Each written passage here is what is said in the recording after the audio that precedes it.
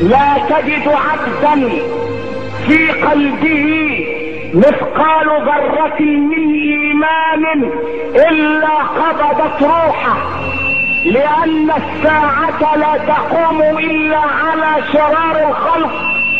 ثم يأمر الله الملك إسرافيل بالنفخة الأولى، وبعدها صعق من في السماوات ومن في الأرض إلا من شاء الله، وتظل الدنيا هكذا 40 عاما ليس على ظهرها حي،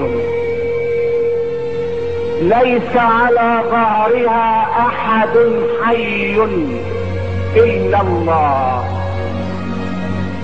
الكل نام تحت التراب، لا روسيا ولا امريكا ولا المانيا ولا انجلترا ولا الصين ولا فرنسا.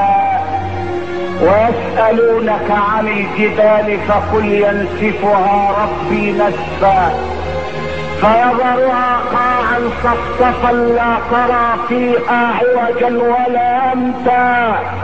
وعندما تخلو الدنيا وتبدل الارض غير الارض والسماوات، يقول الله تعالى: يا ملك الموت من الذي بقي من الخلائق؟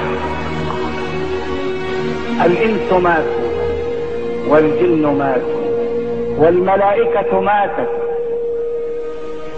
الملائكة عندما نزل قوله تعالى: كل نفس ذائقة الموت، قالت الملائكة: لسنا نفوسا وانما نحن ارواح طاهرة.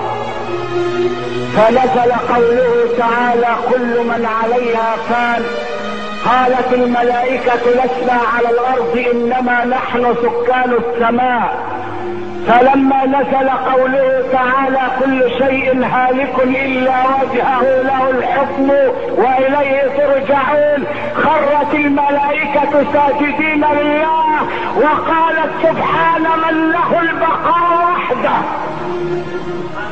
ماتت الملائكة والانس والجن والطير وكل ما على الارض وما فوق السماء، الا ملك الموت.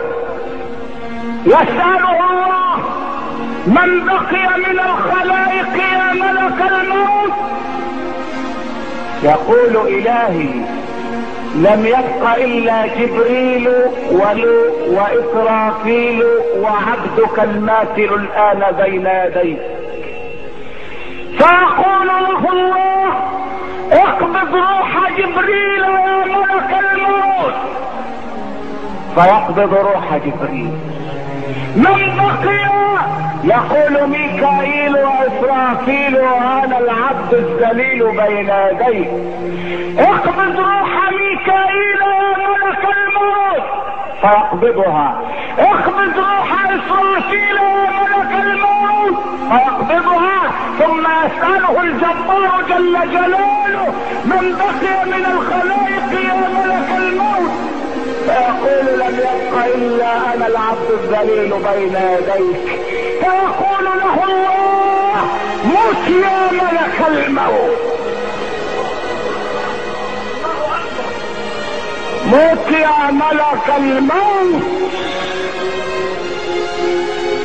فيموت ملك الموت.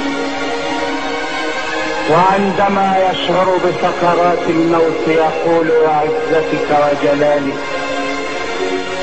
لو كنت اعلم ان سكرات الموت شديدة هكذا لطلبت منك ان تعافيني من قبض ارواح العباد.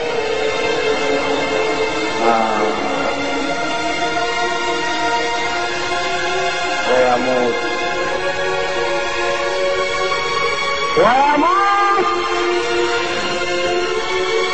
يموت ملك. وينظر الله الى الدنيا وهي خاوية على عروشها.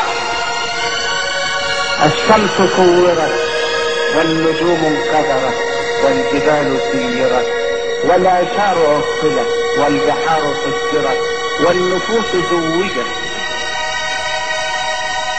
السماء كشفت، الجنة أزلفت، الجحيم سعرت. ينظر ربك إلى الدنيا وهي خالية فيقول يا دنيا أين أنهارك؟ أين أشجارك؟ أين بحارك؟ أين قصورك؟ أين الملوك؟ أين الملوك؟ أين أبناء الملوك؟ أين الجبابرة؟ أين أبناء الجبابرة؟ أين الذين عاشوا في خيري وعبدوا غيري؟ لمن الملك اليوم؟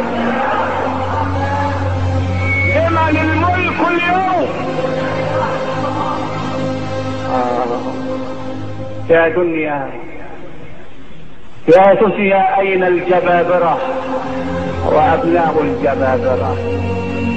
أين الملوك؟ أين أبناء الملوك؟ أين سكان البيت الأبيض؟ أين حكام الكرملين؟ أين سكان عابدين وقصر الدين؟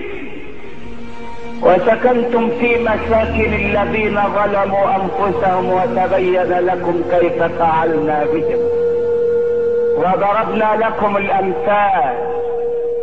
وقد مكروا مكرهم وعند الله مكرهم وإن كان مكرهم لتزول منه الجبال.